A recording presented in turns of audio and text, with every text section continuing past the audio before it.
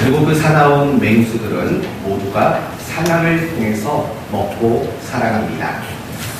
아프리카 맹수들이 사냥하기 가장 어려운 동물이 무엇이라고 여러분 생각합니까? 아프리카의 맹수들이 사냥하기에 가장 어려운 짐승, 과연 어떤 짐승일 것 같습니까? 의외로 가젤이라는 동물이랍니다. 가젤이라는 동물이 맹수들이 사냥하기에 가장 어려운 동물이랍니다. 이유가 뭔 줄 혹시 아십니까? 두 가지 이유가 있다고 합니다. 첫 번째 이유는 굉장히 빠르답니다. 거의 맹수만큼이나 빠릅니다. 아니, 맹수보다 조금 더 빠르다고 합니다. 그래서 맹수들이 사냥하기가 여간 어렵지 않습니다. 두 번째 이유가 있습니다. 가젤이 사냥하기 어려운 두 번째 이유는 가젤을 사냥하다 보면 맹수들이 집중력을 잃어버리게 된답니다. 이게 무슨 말인고 하니 이런 말입니다. 보통 연약한 초식 동물들은 맹수의 추격을 받으면 나머지 동물들은 다 도망을 칩니다. 그러나 가젤은 그렇지 않답니다.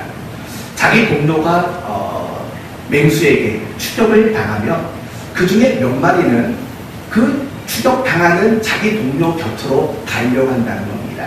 그러다 보면 이 맹수의 입장에서는 사냥거리가 목표가 2개, 3개로 바뀌어버리게 되는 겁니다. 그러다 보면 정확한 목표를 놓치고 그래서 결국에는 사냥을 하는데 실패할 확률들이 굉장히 많아지게 된다고 합니다. 그러니까 맹수들이 가젤을 사냥하는 경우는 결국 이런 경우입니다. 힘이 세서도 아니고 빨리 달려서도 아닙니다. 정확한 목표물에 대한 집중력, 그걸 가질 때만 맹수는 가젤을 사냥할 수 있다고 합니다. 성도 여러분, 이 이야기가 우리에게 주는 교훈은 무엇일 것 같습니까? 목표가 얼마나 중요한가? 더 나아가서 목표 의식이 얼마나 중요한가? 또는 목표에 대한 집중력이 얼마나 중요한가를 이야기하고 있는 내용인 겁니다. 우리의 인생도 마찬가지입니다. 우리가 인생을 살아가는 가운데에도 목표가 있느냐 없느냐는 너무나 큰 차이를 만듭니다. 리더십 전문가 존 맥스웰 목사님은 이렇게 말했습니다. 성공하는 사람과 실패하는 사람에게는 가장 두드러진 차이가 난다. 그것은 바로 목표가 있느냐 없느냐의 차이다 라고 말했습니다.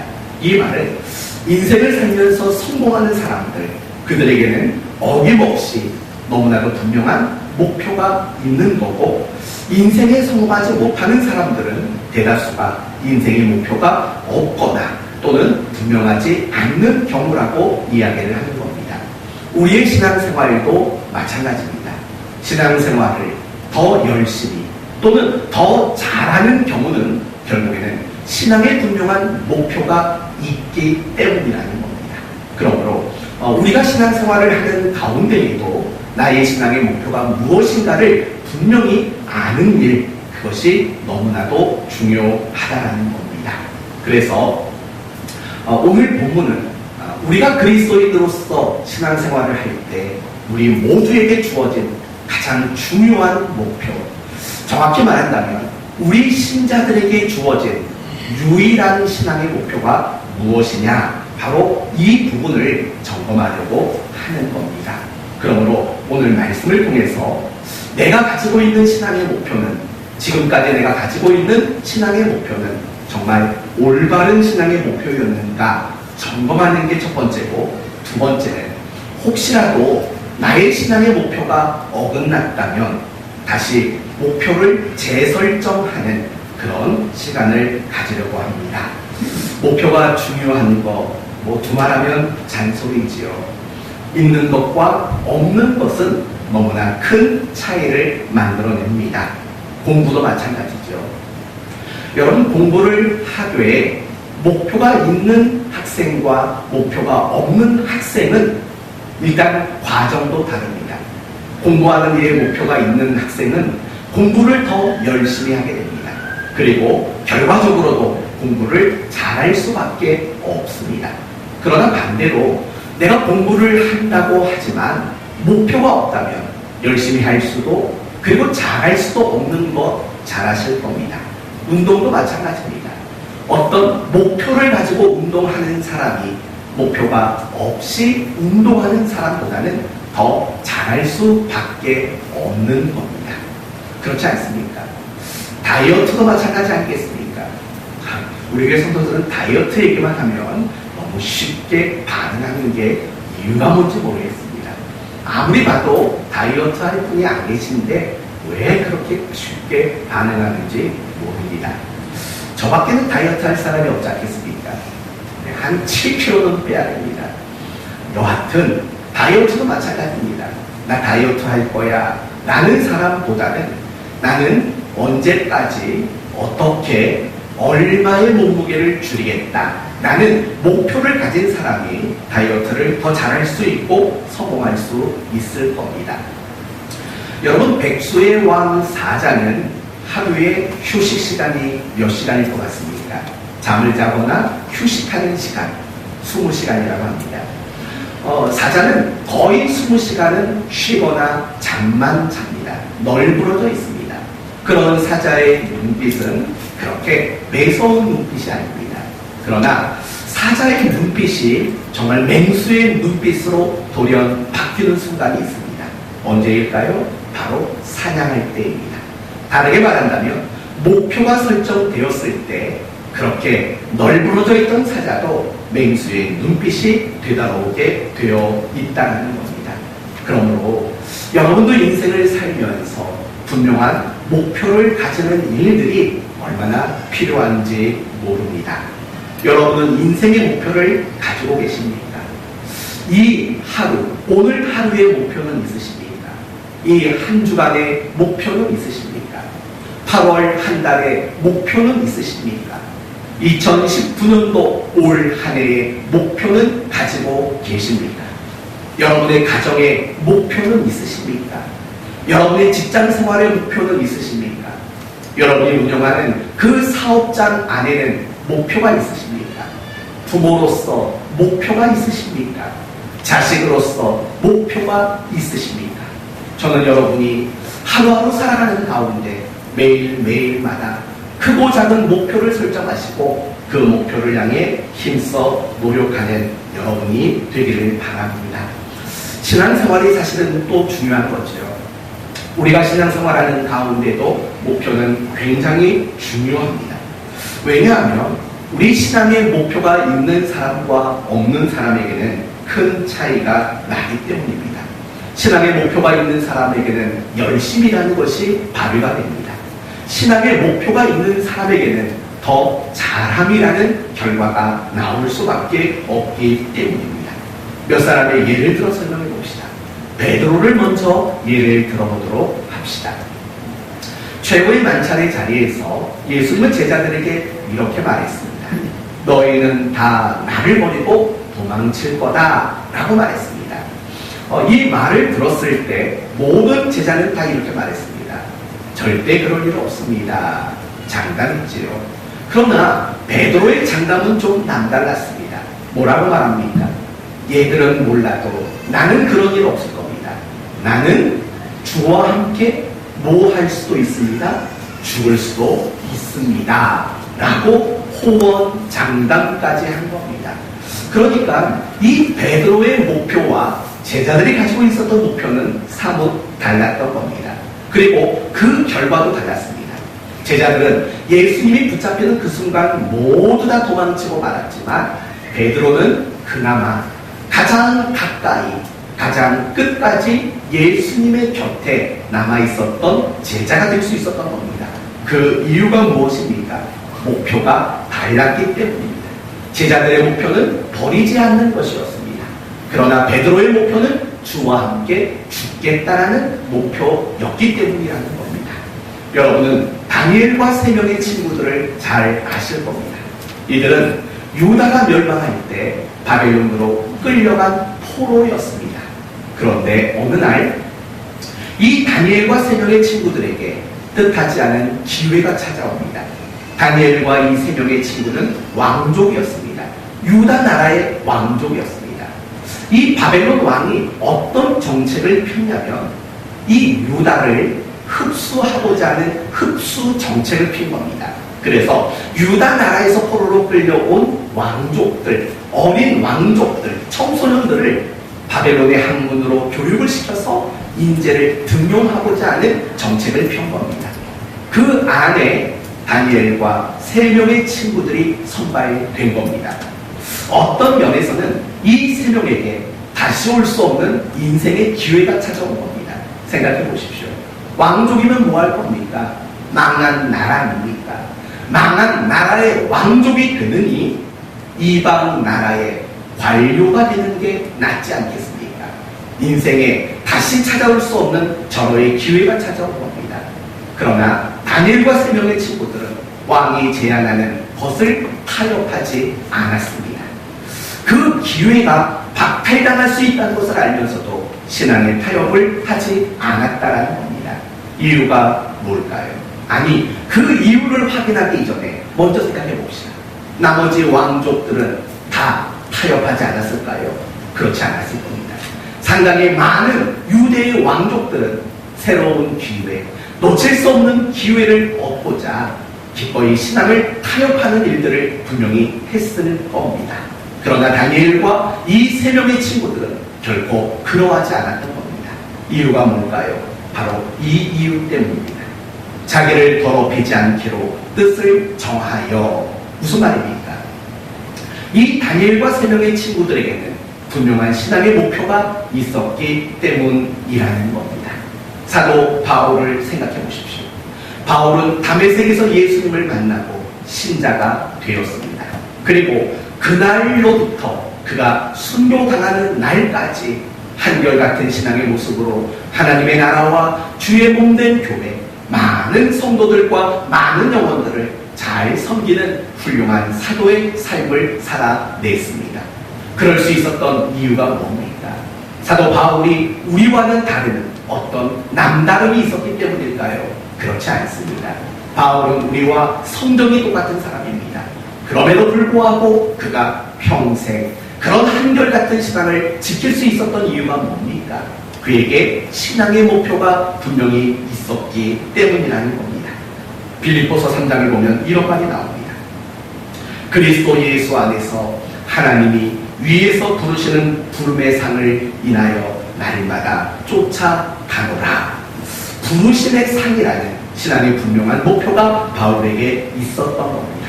이제 반대의 이야기를 한번 해봅시다. 반대로 신앙의 목표가 없는 사람은 갈수록 열심히 식어질 수밖에 없고 신앙이 갈수록 흔들려질 수밖에 없습니다. 가장 대표적인 샘플이 엘리야 선지자입니다. 여러분, 엘리야 하면 떠오르는 대표적인 사건이 뭡니까? 갈멜산 사건입니다. 바알과 아세라 우상, 그들을 섬기는 850명의 이방 선지자와 영적인 대결을 펼칩니다. 하늘에서 불이 내려 재물을 먼저 사는 쪽이 이기는 거다. 850명을 상대했습니다. 그러나 누가 이깁니까? 엘리야가 이깁니다. 그리고 3년 6개월 동안 닫힌 하늘의 문을 열고 비를 내리도록 만들었습니다. 여기까지만 보면 이 엘리야 선지자는 굉장히 훌륭하고 대단한 선지자로 보입니다. 그러나 며칠 뒤 엘리야의 모습은 정반대의 모습이 등장합니다. 광야로 나아갑니다. 거기서 심각한 우울증에 빠집니다. 그리고 심지어 하나님께 이렇게 말합니다. 날 차라리 죽여주십시오 라고 이야기를 합니다. 여러분, 우울증에 빠진 사람들이 그런 생각을 많이 한다면서요. 차라리 죽고 싶다, 이런 생각을 많이 한답니다. 엘리야가 전형적인 우울증 증세를 지금 보이고 있다는 겁니다. 그리고 하나님께 불평합니다. 왜 나만 맨날 이렇게 고생합니까? 라고 하나님께 원망하고 불평합니다. 생각해 보세요. 고작 며칠 차이입니다. 고작 며칠 전에는 850명의 이방 선지자 앞에서도 하나님만이 유일하신 하나님이라고 외쳤던 사람입니다. 3년 6개월 동안 비가 내리지 않았는데 그 하늘을 향해 비를 내리게 해달라고 기도할 수 있는 용기가 있었던 사람이 엘리야입니다. 그런데 왜 고작 며칠 사이에 엘리야는 그렇게 우울증이 심각한 환자로 전락하고 말았을까요? 이유는 간단합니다. 더 이상 엘리야에게는 목표가 없었기 때문입니다. 그 전까지만 해도 그 이방 우상이 잘못된 것을 규명해야 한다는 목표, 이스라엘 땅에 메말라 있는데 비를 내리도록 기도해야 된다는 목표가 있었지만, 이 목표가 달성된 이후에는 더 이상 그에게는 새로운 목표가 설정되지 않았던 겁니다. 목표를 잃었더니 그렇게 위대한 엘리야 선지자도 그 신앙이 흔들렸고 그 신앙이 무너져 내리는 모습들을 우리는 보게 됩니다. 억지 같습니까? 아닙니다. 그런 엘리야를 향해서 하나님은 세 가지 명령을 하십니다. 첫째, 예후를 이스라엘의 왕으로 임명해라. 하사엘을 아람 나라의 왕으로 임명해라. 엘리사를 너의 후계자로 세워라. 세 가지 명령을 합니다. 그런데 여러분, 이 세 가지 명령은 그저 명령만이 아니라 그에게 무엇을 주는 것과 마찬가지인가요? 새로운 목표를 주는 것과 마찬가지 명령이라는 겁니다. 그런데 놀랍게도 그렇게 가라앉아 있었던 엘리야, 아무것도 하지 못하고 무기력하게 누워있었던 엘리야가 갑자기 벌떡 일어납니다. 그리고 며칠을 쉬지 않고 달려가서 이 임무들을 완수해내는 일들을 감당하게 됩니다. 이것도 참 웃긴 거 아닙니까? 며칠 전만 해도 열렬했던 그가 며칠 만에 무기력해지고, 그렇게 무기력해졌던 엘리야가 또 며칠 만에 다시 활기를 되찾고, 결국 이 모든 것의 차이는 다른 거 없습니다. 목표가 설정되어 있느냐, 목표가 없느냐, 결국 그 차이가 이 모든 것을 만들게 되었다는 겁니다. 한 사람의 경험한 더 예를 들어봅시다. 다윗이라는 사람을 생각해 보십시오. 다윗은 굉장히 훌륭한 신앙인이었습니다. 그리고 굉장히 위대한 이스라엘의 왕이었습니다. 그런데 얼마나 훌륭하고 위대하냐면 하나님 마음에 합한 자다라고 여김받을 정도의 사람이었습니다. 그런데 어느 날 이런 일이 일어납니다. 오늦게까지 낮잠을 잡니다. 그리고 일어나서 옥상을 거닐다가 그만 보지 말아야 할 걸 봤습니다. 뭘 봤습니까? 여인이 목욕하는 장면을 봤습니다. 그리고 그 여인을 범하게 되는 실수를 저지릅니다. 거기서 중단했어야 합니다. 그러나 자신이 저지른 그 잘못들을 감추기 위해서 다윗은 그 여인의 남편을 죽이는, 그리고 그 여인의 남편은 결국 다윗의 가장 오른팔과 같았던 충신이었던 우리아를 살인하고 맙니다. 과연 다윗이 그렇게 전후가 다른 그런 사람으로 바뀔 수밖에 없었던 이유는 무엇입니까? 이유는 간단합니다. 더 이상 목표가 없었던 겁니다. 다윗이 왕이 되어서 온 지역을 점령하고 이제 더 이상 두려울 것이 없는 왕이 되고 만 겁니다. 더 이상 어떠한 목표가 그에게 주어지지 않았기 때문이라는 것입니다. 이제 아시겠습니까? 우리의 신앙생활 속에서도 내가 신앙인으로서, 내가 신자로서 또렷한 그리고 분명한 그 목표가 없으면 우리 모두도 얼마든지 엘리야가 경험한 그 일, 그리고 다윗이 경험한 그 일을 우리 모두는 경험할 수밖에 없게 된다는 것입니다. 사랑하는 성도 여러분, 목표가 없으면 신앙의 열심이 생길 수가 없는 겁니다. 신앙의 목표가 없으면 신앙생활을 더 잘할 수 없게 된다는 사실을 우리는 알아야 하는 겁니다. 우리들 역시 마찬가지 아니겠습니까? 왜 신앙생활 속에 열심이 안 생길까? 왜 신앙생활에 재미가 없을까? 왜 신앙생활이 그렇게 흔들릴까? 왜 신앙생활하는데 쉽게 지치게 될까?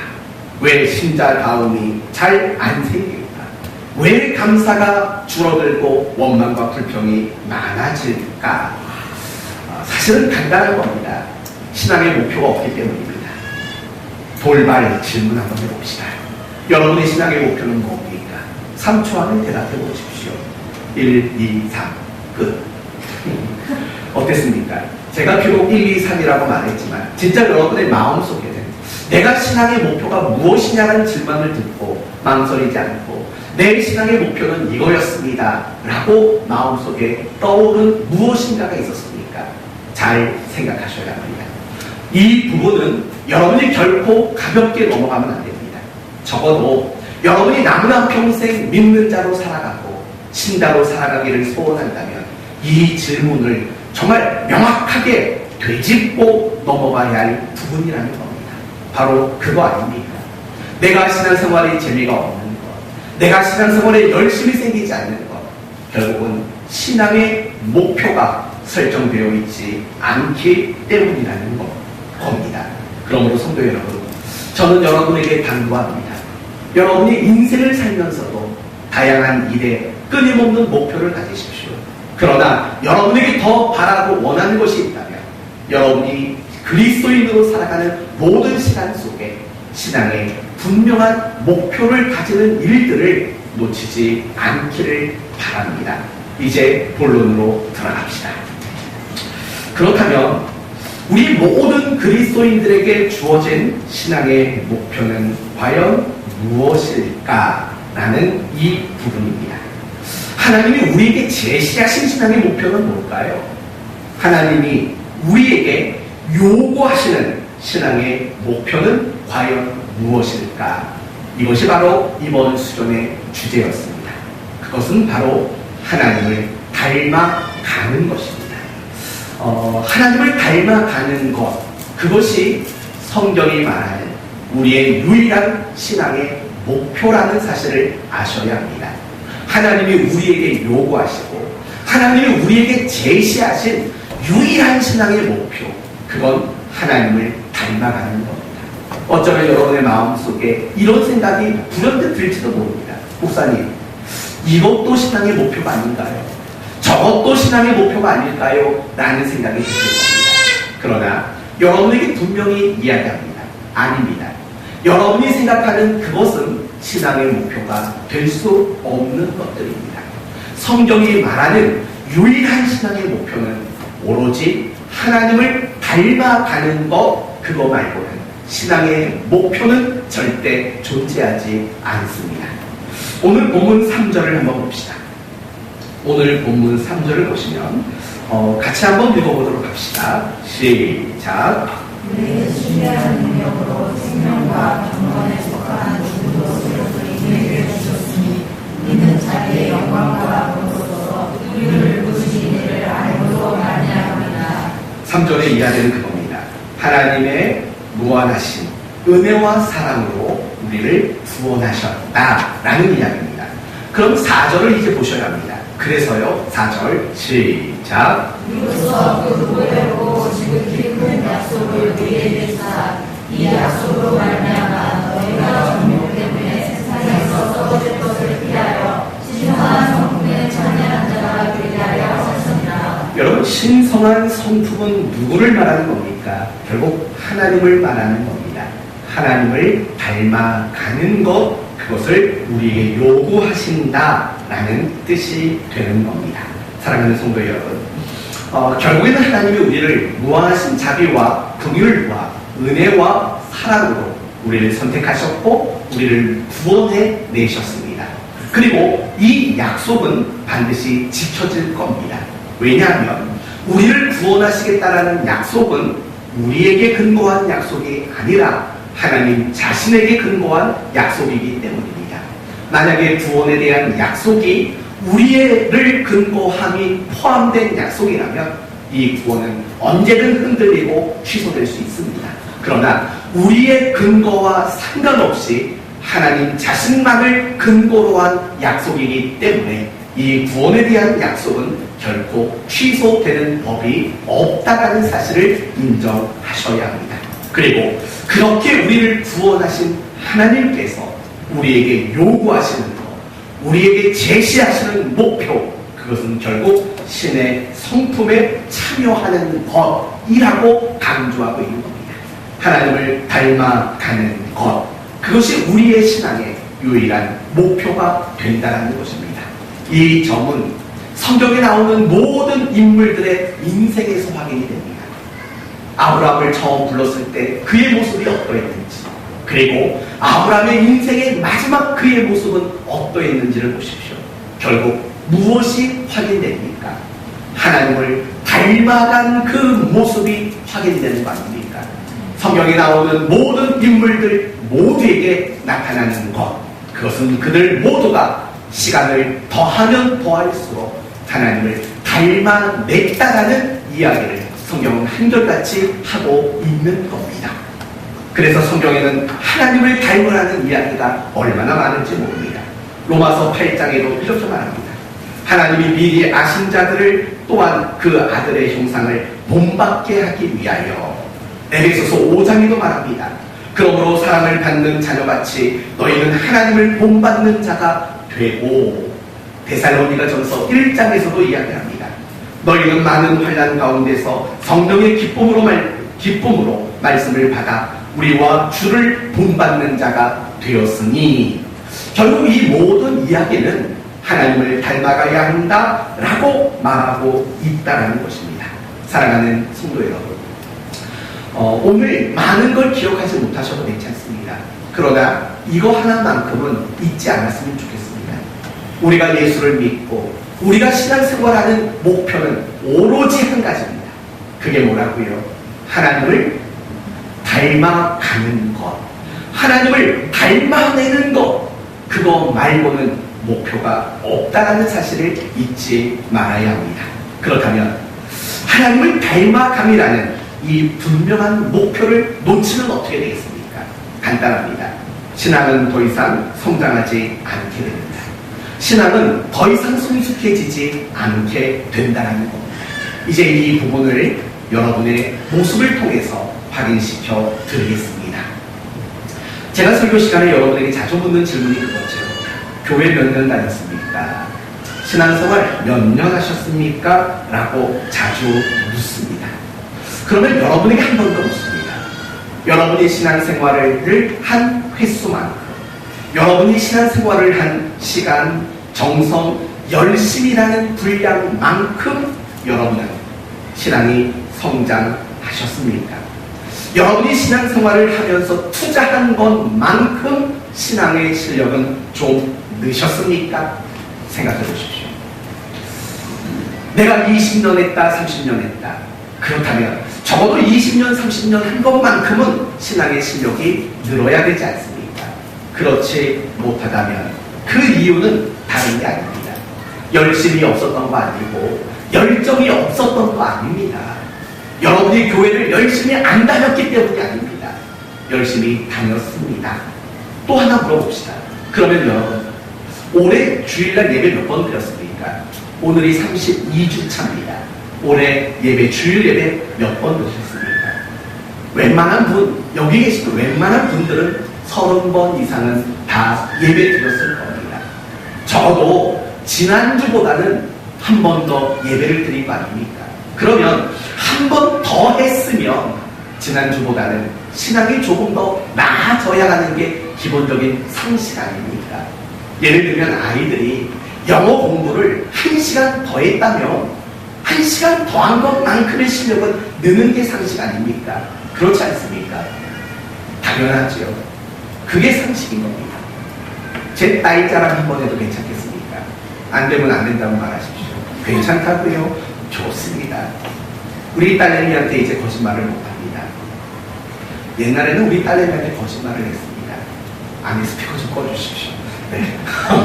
어떤 거짓말을 했냐면 뭐 과자 봉지 같은 거, 막 초콜릿 이런 거 써있으면 나 이거 못 먹는 거야, 쓴 거야, 막 이런 거짓말을 했습니다. 근데 요즘에는 이 글씨를 읽어버리니까 도무지 거짓말을 할래야 거짓말을 할 수가 없게 되고 말았습니다. 어느 순간 글씨를 읽더라고요. 그리고 어느 순간 편지까지 써갖고 오더라고요. 내가 원하는 건 이거니까 이걸 해놔라. 뭐 이런 식의 편지를 써서 아주 강압적으로 그런 케이스들이 들고 있는데 결국 그거예요. 어떻게 어느 순간 한글을 읽게 되었을까? 그냥 어느 순간이 돼서 읽었을까요? 그건 분명히 아닙니다. 한 번 더 하고 한 번 하고 하루에 딱 10분씩 한글 공부와 수학 공부를 합니다. 그게 결국은 실력이 느는 거 아닙니까? 그럼 여러분도 똑같아야죠. 여러분이 2018년도까지 신앙생활을 한 것과 이제 2019년도가 돼가지고 30번 넘게 예배를 더 드렸다면, 물론 예배만 30번이지 기도는 얼마나 더 많이 했겠습니까? 그러면 2018년도보다는 늘었어야죠. 실력이 늘었어야 되지 않겠습니까? 근데 그게 잘 안 됩니다. 그게 아닌 것 같습니다. 이유는 간단하지요. 뭘 복잡하게 생각합니까? 목표가 없었지 않습니까? 여러분은 어떤 분명한 신앙의 목표가 없이 그냥 열심을 낸 것 아니겠습니까? 이렇게 설명하면 더 쉽지 않겠습니까? 목적지를 정하지 않고 차에 탔습니다. 그리고 열심히 달렸습니다. 그럼 묻습니다. 차를 열심히 몰아서 운전을 했으니까 목적지에 가까워졌을 것 같습니까? 아니지요. 목적지를 정하지 않았는데 어떻게 목적지에 정했겠습니까? 기름을 낭비한 거죠. 시간을 낭비한 거죠. 그러면서 자신에게 말을 하죠. 난 열심히 달렸다고. 난 열심히 쉬지 않았다고 이야기를 하겠죠. 그러나 가장 치명적인 문제는 뭔지 아십니까? 목적지를 정하지 않았다라는 게 여러분의 가장 치명적인 문제라는 겁니다. 사실 신앙생활도 똑같아요. 주일 되면 교회 나오지요. 뭐 시간 되면 밥 먹을 때면 기도하지요. 뭐 조금 더 하지요. 할 게 정말 없으면 가끔씩 성경 좀 보지요. 그쵸? 텔레비도 지겹고 할 게 없어요. 그때 성경을 좀 보지요. 근데 여러분, 그런 것들이 여러분의 신앙을 목적지로 가까이 가져다 주지 못합니다. 이유는 간단합니다. 애당초 신앙의 목적지가 제대로 설정되어 있지 않기 때문이라는 거죠. 그럼 여러분은 말을 합니다. 목사님, 저의 신앙의 목표는 주일날 예배 드리는 겁니다. 라고 말할 겁니다. 그러나 아십니까? 여러분이 주일에 예배를 드리는 것은 신앙의 목표가 될 수가 없습니다. 어떤 분은 새해에 이런 목표를 가지고 저한테 얘기하신 분이 계십니다. 제 신앙의 목표는 올해 52주 안 빠지는 겁니다. 물론 훌륭합니다. 여러분도 그런 목표를 가져도 좋습니다. 그러나 엄밀히 말하면 내가 52주 안 빠지고 예배 드리는 것, 그게 진짜 목표일 것 같습니까? 마치 그건 이런 것과 같습니다. 나는 결석하지 않고 학교 가겠습니다. 라고 말하는 것과 마찬가지 아닙니까? 물론 결석을 하지 않고 학교에 가는 것은 훌륭한 일입니다. 그러나 적어도 학생으로서 실력이 늘지는 못할 겁니다. 마찬가지라는 겁니다. 우리는 신앙생활하면서 사실은 목표가 아닌 걸 목표라고 여길 때가 많은 겁니다. 예배 안 빠집니다. 매일 30분 기도합니다. 매일 성경 읽습니다. 전도합니다. 이런 것들을 신앙의 목표라고 여길 때가 많다는 겁니다. 아니라는 겁니다. 아마 여러분은 제가 여러분에게 하나님을 닮아가는 것만이 유일한 신앙의 목표라고 말했을 때 적지 않게 당황했을 겁니다. 왜냐하면 여러분은 지금까지 여러분 나름대로의 신앙의 목표를 예배에 참석하는 것이고 기도하는 것이고 성경 보는 것으로 정해놨기 때문입니다. 바로 그게 어긋났다는 겁니다. 그래서 여러분은 예배 드렸을 거고, 그래서 여러분은 기도했을 거고, 그래서 여러분은 성경을 좀 봤을 겁니다. 그래서 하나님을 닮으셨습니까? 아니죠. 여러분이 설정해 놓은 그거는 어느 정도 했을지 모릅니다. 그러나 신앙이 성장하고 신앙이 성숙하는 일들에 대해서는 굉장히 약한 발전밖에는 없지 않았습니까? 사랑하는 성도 여러분, 우리의 신앙의 목표는 하나님을 닮는 거 말고는 없습니다. 예배는 뭡니까? 기도는 뭡니까? 성경은 뭡니까? 묻고 싶습니까? 그렇다면 이렇게 이해하십시오. 예배와 기도와 성경과 봉사와 섬김, 교회생활, 이 모든 것은 목표가 아니라 하나님을 닮아가기 위한 방법으로 하나님이 우리에게 주신 것들이라고 이해하시면 명확한 이해가 될 것입니다. 하나님을 닮기 위해서 예배는 절대적입니다. 하나님을 닮기 위해서 말씀과 기도는 놓쳐서는 안 됩니다. 그러나 말씀과 기도와 예배가 목표는 아니라는 사실을 알아야 합니다. 오로지 우리의 목표는 하나님을 닮는 것입니다.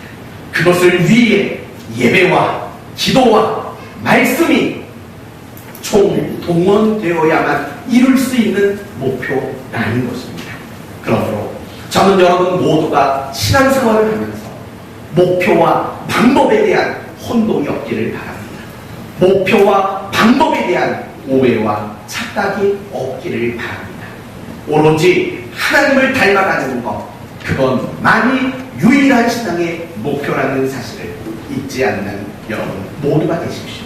조금만 더 구체적으로 이야기합시다.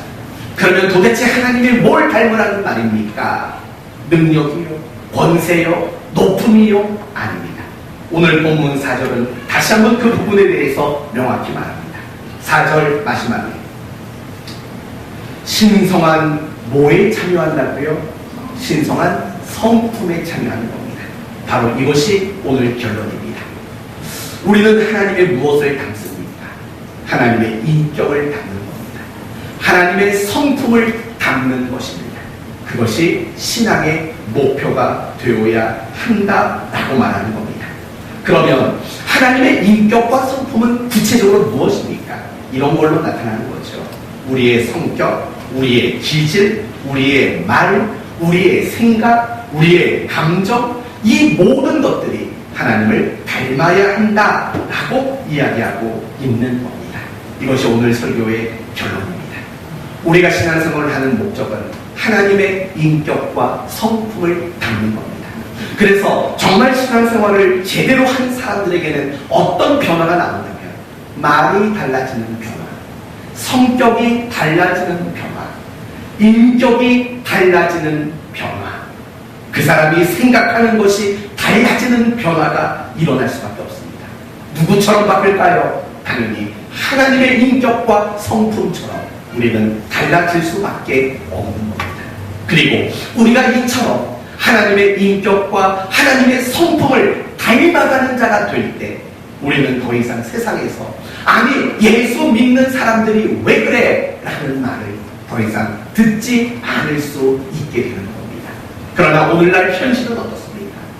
많은 세상에 믿지 않는 사람들은 말합니다. 예수 믿는 사람들이 왜 저래? 라고 말을 합니다. 이유가 뭔지 아십니까? 우리가 교회 생활을 열심히 안 하는 거 아닙니다. 예배를 등한시 하는 거 아닙니다. 옛날이나 지금이나 예배 생활 열심히 하고 기도 생활 열심히 하고 성경도 열심히 보고 배웁니다. 근데 세상 사람들은 예나 지금이나 똑같이 말합니다. 예수 믿는 것들이 왜 그래? 이유는 간단합니다. 신앙생활의 연수는 많아지고 신앙의 경험들은 많아지는데 인격이 깊어지지 않는 거죠. 성품이 더 다듬어지지 않는 거죠. 결국 그 이유는 뭡니까? 우리가 신앙생활하는 목적을 예배에만 돕고 기도에만 돕고 성경에만 돕고 교회에서 일하는 것에만 신앙의 목표를 돕기 때문 아닙니까? 이제 바뀌어져야 할 부분입니다. 우리의 신앙의 목표는 인격입니다. 우리의 신앙의 목표는 성품입니다. 하나님의 인격, 하나님의 성품 닮아가는 것, 그것을 목표 삼는다면 아마도 예수 믿는 사람들이 왜 그래? 라는 이 말은 갈수록 줄어들 수밖에 없는 것 아니겠습니까? 사랑하는 성도 여러분, 우리가 하나님의 인격과 성품을 담는 것, 그것을 놓쳤다면 여러분은 신앙의 정도에서 벗어난 겁니다. 여러분은 단언코 올바른 신앙생활을 하고 있는 게 아닙니다. 더 나아가서 여러분은 신앙생활을 하나님이 아닌 여러분 자기 자신을 위해서 하고 있는 겁니다. 더 미안한 얘기 합시다. 인격과 성품을 놓쳤다면 여러분의 신앙생활은 우상숭배일 수밖에 없습니다. 왜냐하면 우상숭배란 결국 자기 만족, 자기가 목적이 되는 것이 우상숭배이기 때문입니다. 생각해보세요. 보름달이 뜨는 밤, 깨끗한 그릇에 깨끗한 물 한 잔 떠놓고 비나이다 비나이다, 도대체 누굴 위해 비는 것 같습니다. 그 달님을 위해 비는 겁니까? 하늘의 어떤 신을 위해 비는 겁니까? 아닙니다. 나를 위해 비는 겁니다. 제주도 가면 돌 하루방 코가 많이 낮아졌다지요. 왜 낮아졌습니까? 하도 그놈의 코를 손으로 비벼서 낮아진 겁니다. 돌 하루방의 코를 왜 그렇게 비벼내셨습니까? 아니지요. 아들 하나 낳게 해달라고 돌 하루방 코를 비벼댈 거 아닙니까? 여러분 아세요? 관광객들이 다 떠나는 밤 돌 하루방들끼리 모여서 연고를 바른답니다. 하도 비벼대가지고 코가 쓰라려서 믿거나 말거나. 우리의 신앙의 목표 이제 분명히 아셨겠지요. 하나님을 닮는 겁니다. 더 구체적으로 뭘 닮아요? 하나님의 인격과 하나님의 성품을 닮는 것, 그게 신앙의 유일한 목표입니다. 정말 그것 말고는 하나님이 우리에게 요구한 게 없어요. 우리한테 능력을 요구하시겠습니까? 우리에게 돈을 요구하시겠습니까? 우리에게 뭘 요구하시겠습니까? 하나님이 가장 바라고 원하시는 것이 있다면 우리로 하여금 그 하나님 자신을 닮아가는 것을 하나님은 원하시는 겁니다. 만약에 여러분이 완벽한 사람이라면 자식이 여러분을 닮기를 바라는 거 너무 당연한 것 아니겠습니까? 그러나 어려운 문제가 하나 남았습니다. 그건 뭐냐면 안 고쳐진다는 게 문제입니다. 우리의 인격과 성품, 우리의 기질 잘 고쳐지지 않습니다. 제가 어제 제 방에서 제 사무실에서 혼자 뭐 좀 했습니다. 네, 그거 했습니다. 맞습니다. 우리가 수련회 둘째 날 퍼즐 피플이라는 프로그램을 했지 않습니까? 내 기질이 어떤 기질이냐, 주도형이냐, 사교형이냐, 아니면 신중형이냐, 안정형이냐, 뭐 이런 기질 특강을 했습니다. 억수로 재미있었습니다. 근데 저는 못했습니다. 그때 여의치 않아서 못해가지고 하도 궁금해가지고 어젯밤에 혼자 남았길래 그 프린터 유임을 꺼내놓고 하나씩 읽으면서 설문지를 다 조사해봤습니다. 아마 24항목이었던 것 같습니다. 24가지 항목 중에서 16가지가 하나에 몰려버렸습니다. 뭘 것 같습니까? 제가 주도형일 것 같습니까? 아니면 사교형일 것 같습니까? 아니면 안정형 같습니까? 신중형 같습니까? 사교형? 누가 저를 사교형으로 보시겠습니까? 맞아요. 저 24개 중에 16개가 신중형이 나오는 걸 보고 깜짝 놀랐습니다. 우리 성도들이 얼마나 힘들었을까? 우리 성도들이 얼마나 괴로웠을까? 저는 정말 신중형입니다. 한 가지 일도 골백 번 생각합니다. 골백 번 생각하고 생각해놓고 나서 그 생각이 옳았는지를 또 골백 번 생각하는 그런 스타일입니다. 그래서 저의 가장 치명적인 단점이 뭐냐면 어떤 일을 쉽게 결정하지는 못합니다. 그게 저의 치명적인 단점입니다. 그러니까 여러분이 저를 도와주실 때 제가 용기를 내서 결정할 수 있도록 그런 멘트를 주셔야 돼요. 그 멘트 안 주고 부담을 주는 멘트만 하시면 저는 골백 번이 아니라 골만 번이라도 맨날 고민하고 잠을 못 잡니다. 근데 전 정말 그래요. 그런 행사를 앞두고 나면 잠을 못 자요. 잠을 자더라도 잠 속에서도 계속 그 생각만 해요. 그 정도로 저는 신중히 24개 중에 몇 개 나왔다고요? 16개가 나왔습니다. 나머지 4개는 주도형이 나왔고 나머지 2개씩 안정형과 사교형이 나왔습니다. 그럼 딱 알죠? 우리 김효선 집사님은 어떤 형 같습니까? 사교형이죠. 아무것도 아닌데 빵빵 터지는 사교형. 그러니까 저분과 같이 여행을 가면 그냥 재미는 있지만 엄청 스트레스 받습니다. 내가 혼자 다 준비해야 돼요. 저 이제 이해했다니까요. 작년에 수련회를 오는데 이태규 집사님이 트렁크 가득 짐을 싣고 왔어요. 근데 김효선 집사님은 관심도 없어요. 와, 수련회 왔다 이러고 있고 이태규 집사님 혼자 땀 뻐질뻐질 흘리면서 그 짐 하나씩 챙기는 그런 일들을 보면서 이제야 비로소 이해가 된다. 혹시라도 여러분 중에 그거 나도 한번 해보고 싶어요 하실 분 있으면 딱 10분만 시간 내세요. 그러면 금방 할 수 있습니다. 딱 10분만 저를 찾아오십시오. 그러면 얼마든지 여러분을 점검해 드리도록 하겠습니다. 다시 원래대로 돌아옵시다. 결국은 우리가 신앙생활을 하면 말이 달라져야 돼요. 성격이 달라져야 돼요. 그쵸? 그리고 성품이 달라져야 되고 모든 것들 그런 면들 인간으로서의 면들이 사실은 달라져야 맞는 겁니다. 근데 그게 안 달라져요. 말하는 것도 안 달라지고 감정을 처리하는 방법도 달라지지 않아요. 생각하는 것도 달라지지 않아요. 여전히 화나면 욱해요. 옛날 안 믿었을 때나 지금이나 화나면 욱하는 거 여전합니다. 그렇지 않습니까? 왜 그런 것들이 안 바뀔까? 두 가지 이유가 있을 겁니다. 그러한 것들은 사실은 인생에 걸쳐져서 만들어진 결과물이기 때문에 그래요. 오랜 시간의 결과물이기 때문에 바뀌어지는 게 사실은 쉽지 않아요. 이런 것도 마찬가지죠. 나에게 어떤 습관이 있습니다. 그 습관이 바뀌는 게 쉽습니까? 안 쉽습니다. 왜냐하면 그 습관이라는 건 오랜 시간의 결과물이기 때문에 그렇습니다. 마찬가지예요. 내가 비록 예수를 믿었다 해도 내 말투, 내 성격, 내 감정 처리 부분, 나의 성품 이런 것들이 쉽게 안 바뀌는 건 사실은 당연한 겁니다. 그러나 기억할 것이 있습니다. 진짜 안 바뀌는 이유가 있습니다. 결론을 말하겠습니다. 노력하지 않기 때문입니다. 여러분이 신앙생활 처음 했을 때랑 지금이랑 비교해 보십시오. 예배 생활은 좀 실력이 늘었습니까? 당연히 늘었죠. 옛날에는 마지못해 주일날 교회 갔는데 어느 순간에 되니까 주일날 정말 기쁜 마음으로 가게 됩니다. 옛날에는 밥 먹을 때만 기도했는데 이제는 어려운 일이 생기니까 기도가 나옵니다. 분명히 좋아졌습니다. 묻습니다.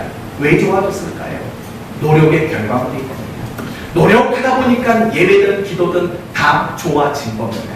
그렇다면 이제 결론 지어야죠. 말투는 왜 안 좋아질까요? 왜 성격은 안 좋아질까요? 간단합니다. 그걸 놓고 고치려고 노력하지 않았기 때문입니다. 이렇게 방문하시겠습니까? 노력했는데요.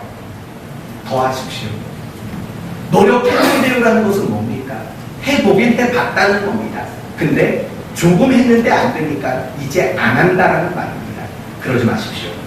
오늘 본문을 보면 5절을 보십시오. 5절의 첫 번째 단어가 뭡니까? 그러므로입니다. 그러므로 너희가 더욱 뭐하라고요? 힘쓰라고이다. 쭉 넘어갔어요. 마지막 10절에도 그러므로가 나옵니다.